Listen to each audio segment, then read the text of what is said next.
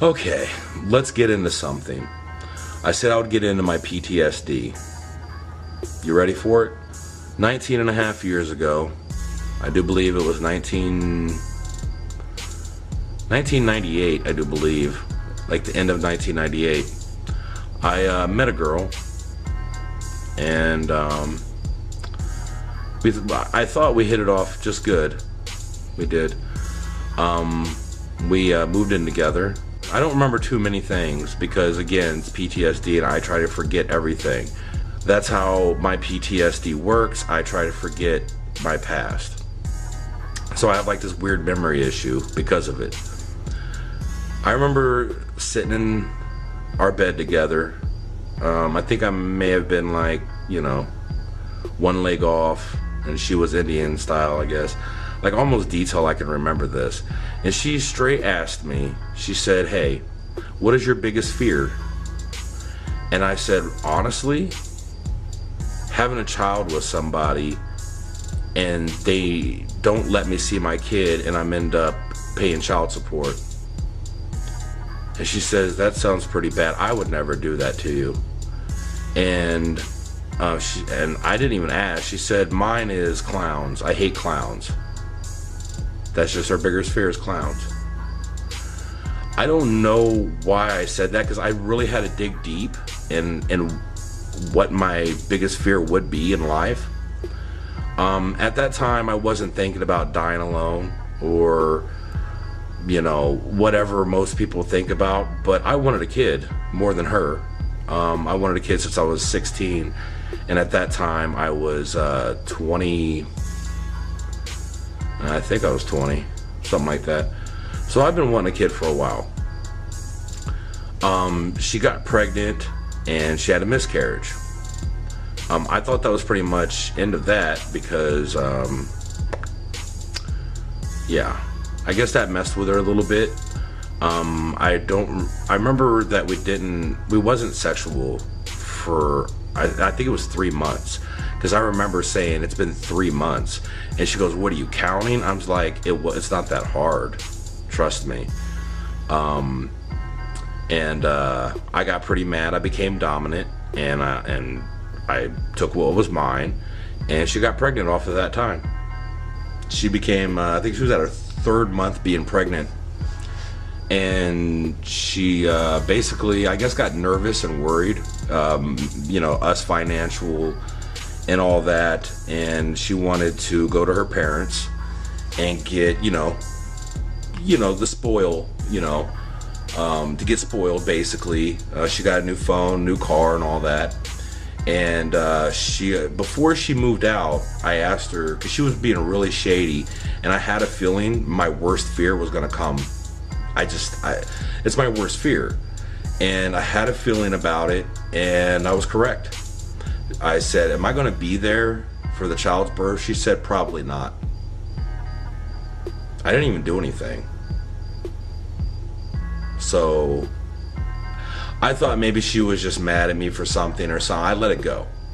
But turns out, no, I didn't get to be there for my child's birth. But let's keep going. So she moved out, and I think she was at the time 3 months pregnant. So this is basically my whole life, my story about what happened to me. Whew. So what happened was, she left. She said she wouldn't go after child support. She met a guy, and she said it's probably best that I don't come around. And as a man, I respected that. Oh, I always wanted to see my kid. I always wanted to be in her life. Always. I told her that every time. All the time. Always wanted to be in my kid's life. Nothing ever changed. Nothing. Then why didn't you come around? You told me not to. Why did you listen? Because you almost begged me not to. But I told you all the time. Like, literally. Yeah, I mean, I kept in contact with her. I haven't talked to her in probably, I don't know, 4 months, but we keep in contact. She lets me know that I'm either behind on child support or she needs money for a field trip, And then I always say, can I see my kid now? She says, no, stop asking. Can I come over and see her? No. Oh, I always say something, trust me. I've even came over there. For Christmas, she wasn't there. For another Christmas, she wasn't there. For one of her birthdays, she wasn't there. It's like, I actually have tried, actually. She's never there. Like, every time I'm going over there, she's never there. So anyways, yes, I have tried. Anyways, I even talked to her on Facebook. It was Christmas 2013. It was right before Christmas. She finally accepted my Facebook friend request. And we was talking. I did not tell her who I was.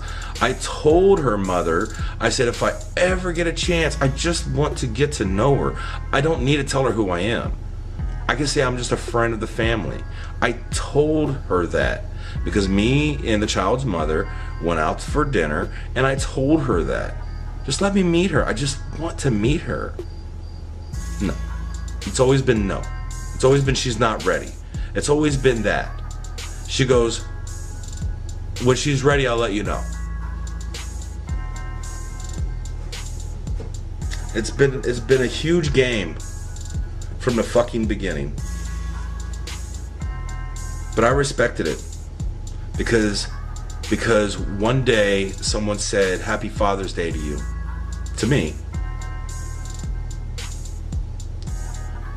I went off on them.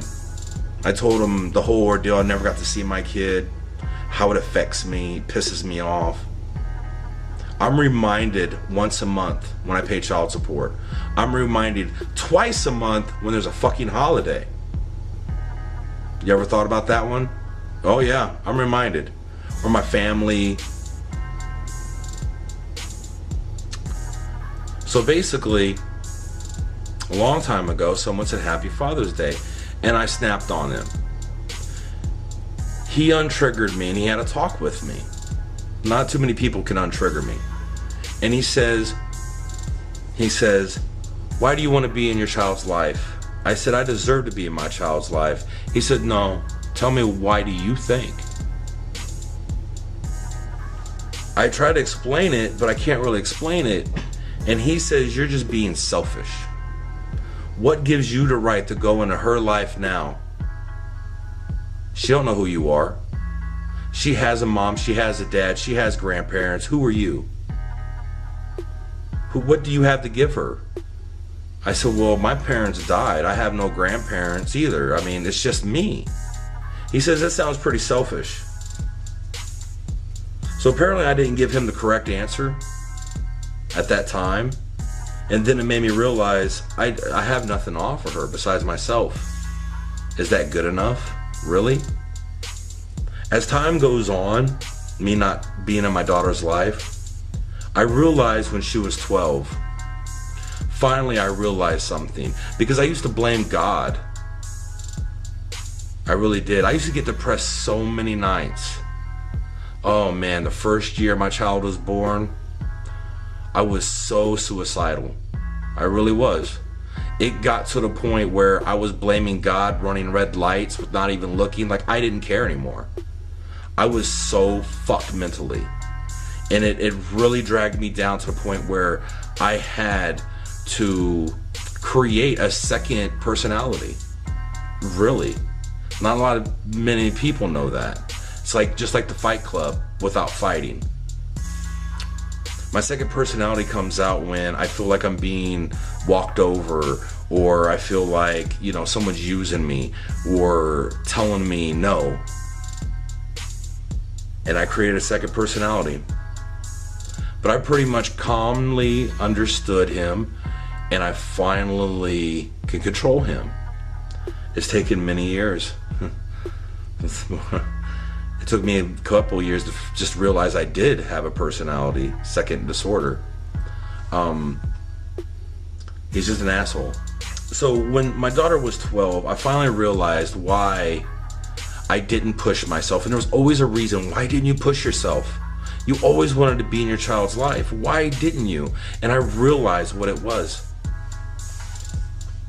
I had so much anger built up for my child's mother that I would have took all my anger out on my child if I had a chance to be in her life.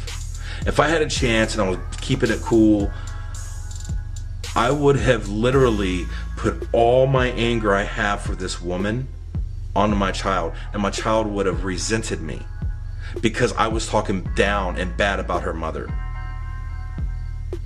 That's all she knows is her mom. She don't know me. And I finally realized it, and I finally got to let go. I finally started to let go. When I realized it, I was like, holy shit. When she was 14, 4 years ago, I finally let go. I finally did. The second personality started to fade away, or I was controlling him to be like, you don't need to come out right now.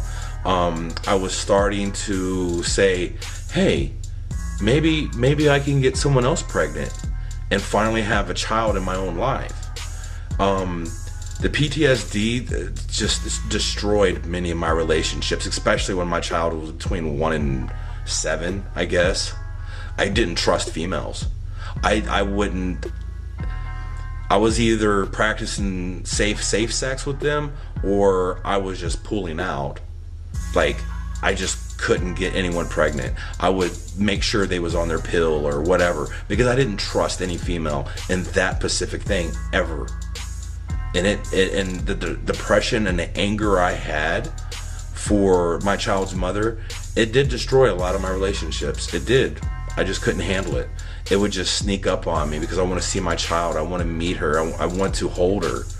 And it just really, it gave me a lot of anger. And I had so much anger that it just didn't work out for me with a lot of girls. A lot of my relationships were fucked because of it. And I blame her, but I blame myself at the same time. And I had to learn, and I had to forgive her.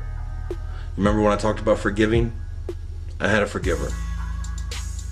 Yeah, it was a hard thing to do, to let myself fully let go. I'm not scared to have someone pregnant.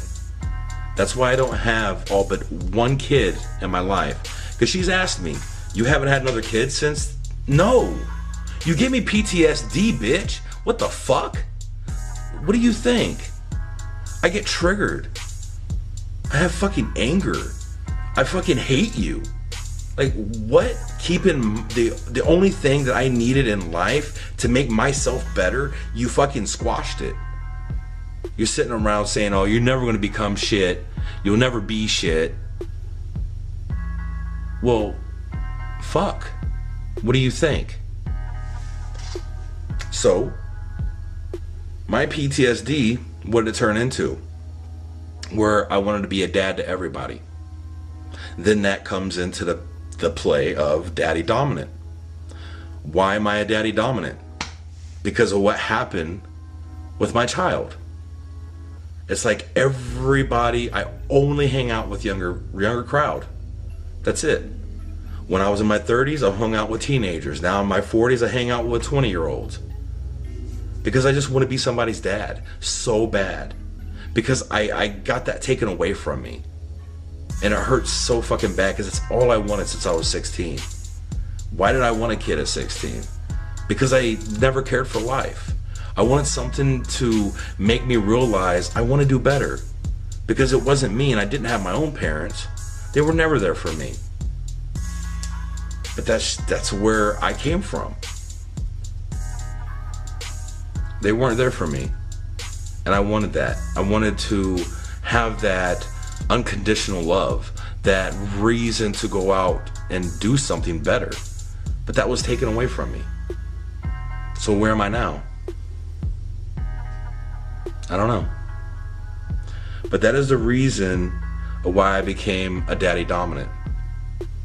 Because I wanted to be a dad so bad, and that's how it all started.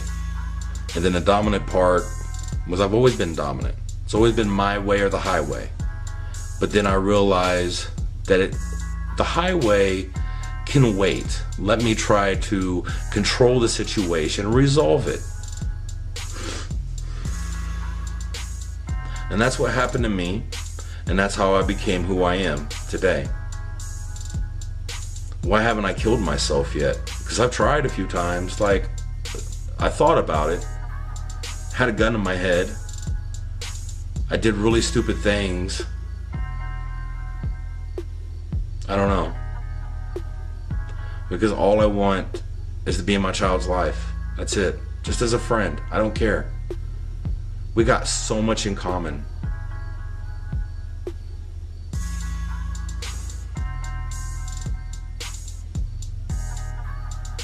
One day I'm gonna tell her.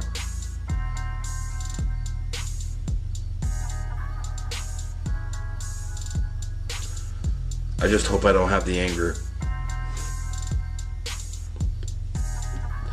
I hope I don't take it out on her. 'Cause I might.